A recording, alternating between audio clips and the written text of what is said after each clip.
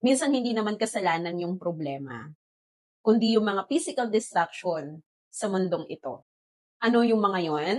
Career, pera, ambisyon, position, material things, at lahat ng mga dinidesire natin na magkaroon tayo ng mga gusto ko ng ganito, gusto ko ng ganyan.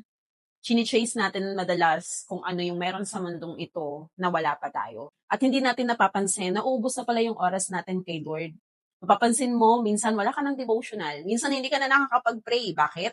Kasi sobra ng ubos yung energy mo, ubos na yung oras mo sa pag-chase ng mga bagay sa mundong ito. And according to 1 John 2:15, huwag ninyong ibigin ang sanlibutan o ang mga bagay na nasa sanlibutan. Ang umiibig sa sanlibutan ay hindi umiibig sa Ama. Huwag nating i-misinterpret ito. Hindi ibig sabihin na huwag ka nang mangarap. Hindi ibig sabihin na huwag ka nang maghangad. Hindi ibig sabihin na huwag ka nang mag-ambisyon. Hindi ibig sabihin na huwag ka nang magtrabaho, huwag ka nang mag-aral, wala ka nang gagawin. Hindi ibig sabihin ito'y ganon. Hindi masamang mangarap. Hindi masamang umusad. Gusto ng Diyos yun. Plano ng Diyos yun actually sa atin.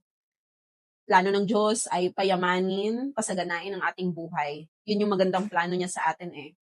Pero kapag ang pangarap mo ay inilalayo ka na sa Diyos, mali na yan.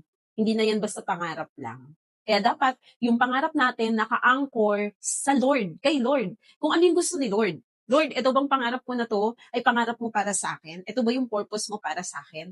And if so, Lord, hindi ito magiging distraction ng paglilingkod ko sa'yo, ng prayer life ko, hindi ito magiging distractions para makapaglingkod pa ako lalo sa'yo. So, walang masama na mangarap, magpayaman, walang masama. Huwag ka lang malalayo nito sa Panginoon.